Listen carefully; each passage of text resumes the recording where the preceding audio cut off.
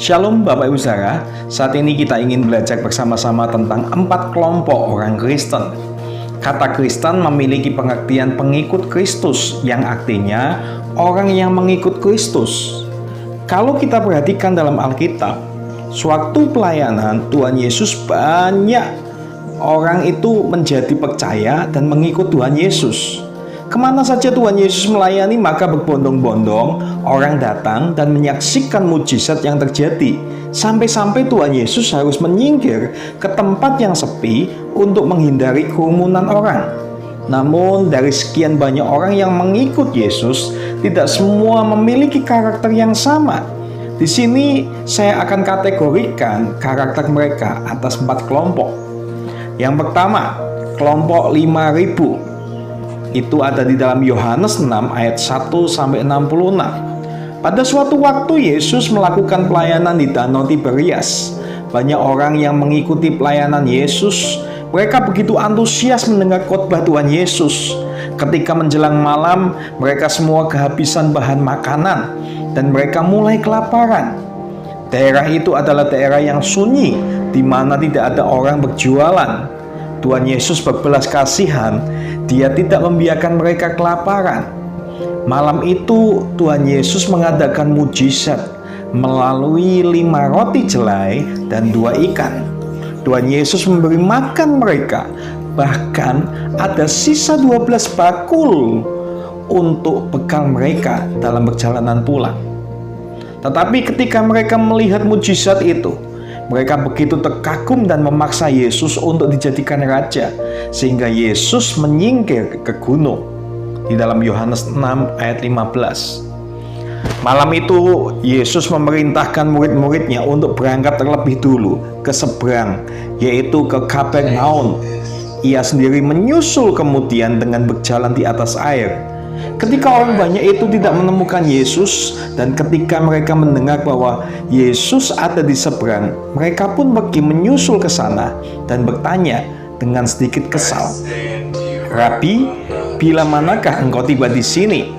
Yesus menjawab, "Aku berkata kepadamu, sesungguhnya kamu mencari aku bukan karena kamu telah melihat tanda-tanda, melainkan karena kamu telah makan roti itu dan kamu kenyang.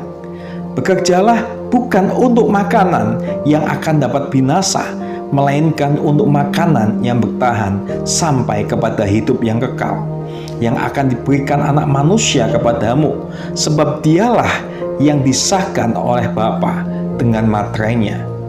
Nah Bapak Ibu Saudara, zaman sekarang kelompok ini itu masih ada.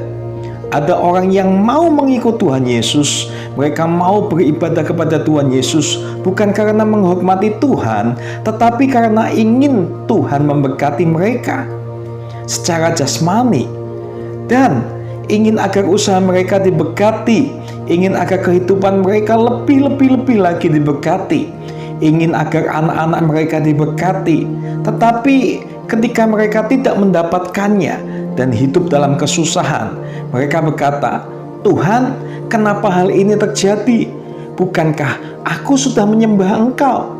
Aku sudah rajin beribadah kepadamu. Kenapa usahaku Engkau izinkan bangkrut? Kenapa Engkau izinkan aku ditipu orang?" Bahkan ada yang berani mengancam dan berkata begini, "Tuhan, jika Engkau tidak memberkati aku, maka percuma saja aku menyembahmu. Aku tidak akan menyembahmu lagi."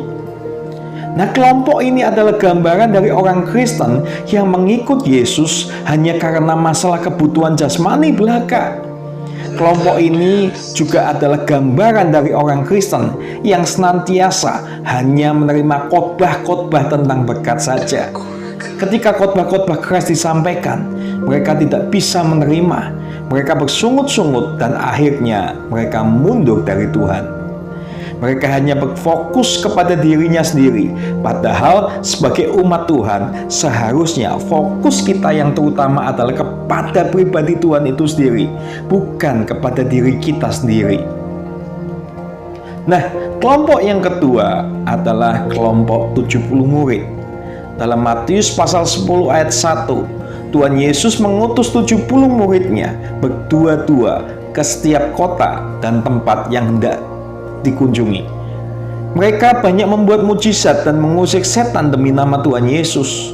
Setelah murid-murid itu pulang dengan sukacita, mereka melapor kepada Tuhan, "Tuhan, juga setan-setan takluk kepada kami demi namamu." Namun Tuhan menegur mereka dan berkata, "Sesungguhnya aku telah memberikan kuasa kepadamu untuk menginjak ular dan kalajengking, dan kuasa untuk menahan kekuatan musuh, sehingga tidak ada yang membahayakan kamu.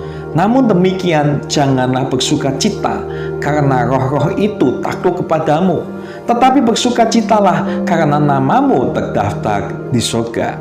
Matius 10 ayat 19-20. Nah, kisah ini adalah gambaran dari orang Kristen yang bangga akan mujizat-mujizat dan karunia-karunia.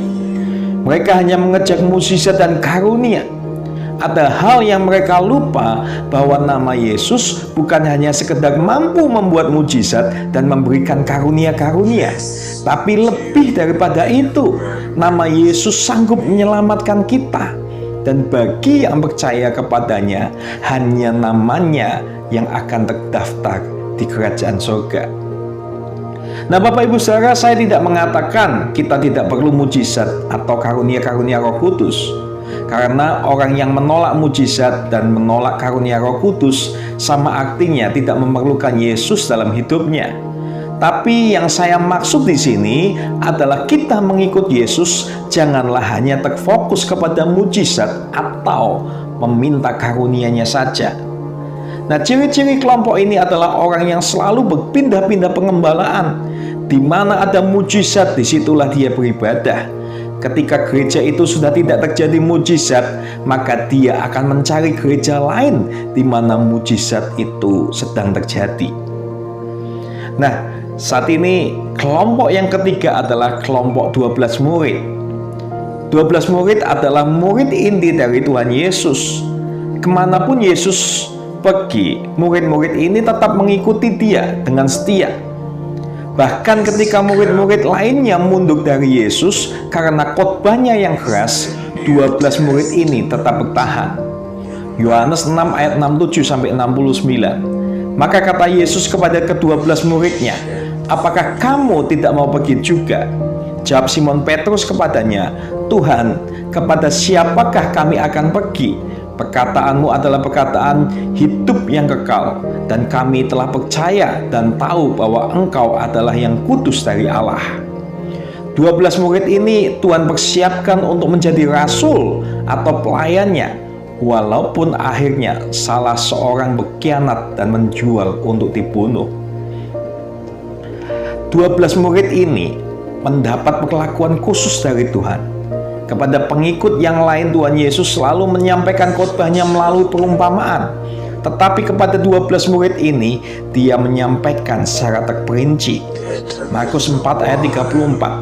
Dan tanpa perumpamaan, ia tidak berkata-kata kepada mereka. Tetapi kepada murid-muridnya, ia menguraikan segala sesuatu secara tersendiri. Kenapa demikian?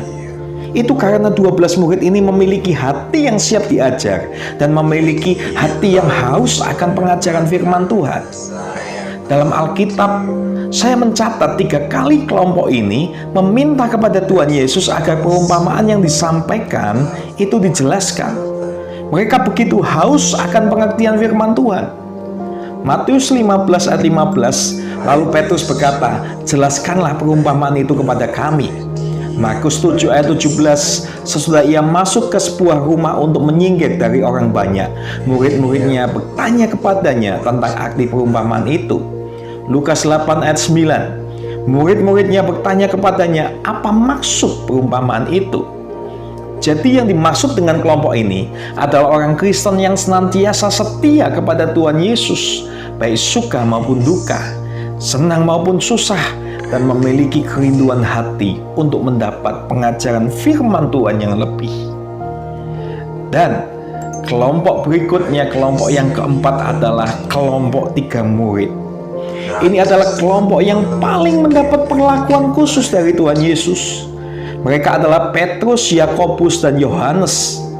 Selain mereka termasuk dalam 12 murid yang setia dan merindukan pengajaran firman, dalam suatu keadaan khusus Tuhan selalu membawa 3 orang ini. Pertama, ketika Yesus bertemu dengan Musa dan Elia di atas sebuah gunung yang tinggi, Yesus membawa ketiga murid ini. Kisah ini tercatat dalam Matius pasal 17 ayat 1-8. Kedua, Yesus hanya membawa ketiga murid ini dan tidak mengizinkan yang lain ikut ketika Yesus membangkitkan anak seorang kepala rumah ibadah.